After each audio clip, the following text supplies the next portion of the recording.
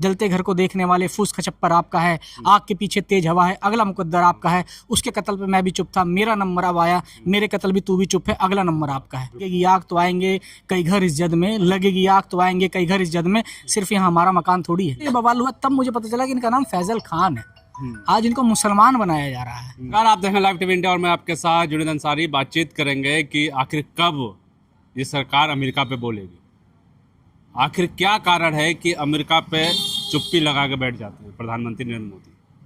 पूरा विपक्ष सवाल उठा रहा है कि 3 लोगों की हत्या कर देते हैं, मतलब हमला होता है और 3 लोग शहीद हो जाते हैं, लेकिन सरकार चुप है। अंशु ठाकुर हमारे साथ है, समाजवादी के नेता, इनसे बातचीत करेंगे। सर पहले तो स्वागत है। बहुत बहुत धन्यवाद आपका। वजह क्या है कि हमला हो जाए, कुछ भी हो जाए, अमेरिका पे नहीं बोलते? देखिए जुनेद भाई, मुझे बहुत दुख के साथ अफसोस हो रहा है कि हमारे देश के जो 3 नाविक थे वो उस हमले में शहीद हो गए और 21 लोगों को बचा लिया गया। लेकिन मैं आपको बताने का काम करूंगा कि जो देश की जो दलाल मीडिया है, जो गोदी मीडिया है, ये पूरी तरीके से खामोश है। लेकिन अगर यही हमला अगर पाकिस्तान ने किया होता या इस्लामिक किसी छोटे कंट्री ने किया होता जिसकी कोई हैसियत नहीं होती अंतर्राष्ट्रीय, या जिससे कोई देश में, भारत में हिंदू और मुसलमान का मुद्दा गरमाया जाता, तो आज जो देश की गोदी मीडिया है ये लाहौर तक अपनी गाड़ी लेके चली जाती और पाकिस्तान आज रात में खत्म हो जाता। लेकिन दिक्कत यह है कि ये हमला भक्तों के पापा के देश ने किया है, ये हमला ट्रंप ने किया है। इसलिए ट्रंप तो दोस्त है उनका। देखिए, ट्रंप दोस्त और नमस्ते ट्रंप के अभियान में इन्होंने करोड़ों अरबों रुपए खत्म कर दिए। मुझे लगता है कि ट्रंप को राष्ट्रपति बनाने में मोदी जी का सबसे बड़ा योगदान है। ट्रंप से ज्यादा मेहनत ट्रंप के लिए नरेंद्र मोदी जी ने करी है। और आज उसी ट्रंप ने, मैं तो उसे पागल ट्रंप कहता हूँ, उसी ट्रंप ने हमारे देश के, जब उसे पता है कि भारत की जहाज है, इसमें भारत के लोग हैं, ये जहाज है ये भारत का, इसमें भारत के लोग बैठे हैं और आप भारत के दोस्त बनते हैं। नरेंद्र मोदी जी कहते हैं कि 56 इंच का सीना है, ट्रंप हमारा दोस्त है, नमस्ते ट्रंप कार्यक्रम होने का काम करते, हाउ डू यू मोदी कार्यक्रम होने का काम करते। लेकिन उसके बाद भी, और उसके बाद अमेरिका क्या कहता है? अमेरिका कहता है कि कुछ अंतर्राष्ट्रीय प्रतिबंध लगे थे जिसका वो उल्लंघन कर रहा था।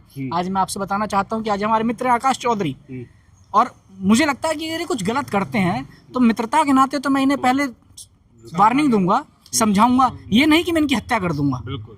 ये नैतिकता कहती है, ये मित्रता की नैतिकता कहती है। ये तो मित्र नहीं है, फिर मित्र नहीं है, ये इससे साफ मित्र तो है ही नहीं। वो अमेरिका किसी का मित्र नहीं है। ये जरूर है कि जो मोदी जी हैं वो ट्रंप से डरते हैं।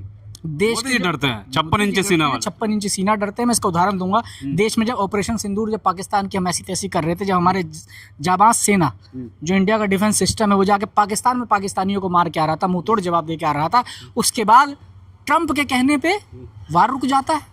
और ट्रंप बार बार आके एक्स पे कहने का काम करता है कि मैंने नरेंद्र मोदी को कहा, हमने वार रुकवा दिया। लेकिन नरेंद्र मोदी जी इसका एक बार भी जवाब देने का काम नहीं करते, उसकी बात को खारिज करने का काम नहीं करते। आज देखिए कि 30 नाविक शहीद हो गए हमारे नाव पे अमेरिका ने हमला करने का काम किया। देश क्या कर रहा है? कड़ा विरोध कर रहा है। भारत सरकार ने कड़ा विरोध किया। इससे पहले राजनाथ सिंह कड़ी निंदा करने का काम करते थे, अब कड़ी निंदा वाली लाइन भारत भूल चुका है, अब कड़ा विरोध करने का काम कर रहा है। मैं आप कह रहा हूँ कि आपके इस विरोध से ट्रंप का क्या एक बाल भी उखड़ जाएगा? ये आपकी हैसियत उखाड़ने की? बिल्कुल, किसी की मौत पे पूरा देश दुख है, लेकिन एक राजेश नाम के व्यक्ति थे, गाजा पे जब अमेरिका या इजराइल हमला करता था तो बड़ा जश्न मनाते थे, खुश होते थे कि सबको एक साथ खत्म कर देना चाहिए। उन्होंने ये भी एक बयान उनका वायरल हो रहा है अभी इस टाइम कि मुस्लिम लड़कियों के साथ मैं रात भर ईद मनाऊंगा, शर्त यह कि बुर्का उतार के आए। अब उनका बेटा इस हमले में मारा गया, हम उन्हें दुख व्यक्त करते हैं, हम किसी की मौत के साथ नहीं। लेकिन क्या ऐसे व्यक्ति, ऐसे सोच वाले व्यक्ति क्यों हैं भारत में? देखिए, बड़ा दुखद है, किसी का भी लाल चला गया इस देश में, चाहे कोई लाल राजेश जी का गया हो, चाहे किसी मुसलमान का गया हो, हिंदू का गया हो, सिख का गया, ईसाई का गया हो, हमारा भारत का चला गया जवान, हमारा एक सिपाही, हमारा एक जवान चला गया, उसके लिए हम खेद प्रकट करते हैं। लेकिन ऊपर वाला सब देखता है। राहत इंदौरी साहब चले गए, लेकिन उन्होंने एक बात कही थी कि लगेगी आग तो आएंगे कई घर इस जद में, लगेगी आग तो आएंगे कई घर इस जद में, सिर्फ यहाँ हमारा मकान थोड़ी है। तो राजेश जी को समझना चाहिए कि सिर्फ इस देश में मुसलमान नहीं रहते, इस देश में हिंदू भी रहता है। वो जो हमला करेगा ना, जो कहते हैं ना कि जलते घर को देखने वाले फूस खचप्पर आपका है, आग के पीछे तेज हवा है, अगला मुकद्दर आपका है, उसके कत्ल पे मैं भी चुप था, मेरा नंबर अब आया, मेरे कत्ल भी तू भी चुप है, अगला नंबर आपका है।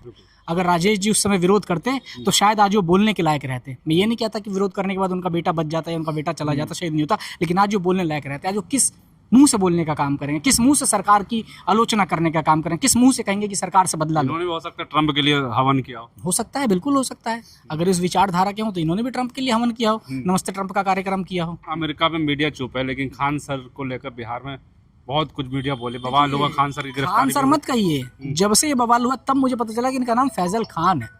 आज इनको मुसलमान बनाया जा रहा है। जो आदमी लाखों बच्चों का भविष्य बना रहा है, जो काम सरकार नहीं करी, वो 21 रुपए में अल्ट्रासाउंड करने का काम करे, 21 रुपए में एक्सरे करने का काम करे, 21 रुपए में दवाई देने का काम करता है? ये शिक्षा जिहाद और चिकित्सा जिहाद फैला, ये हर जगह जिहाद घुसाने का काम करेंगे।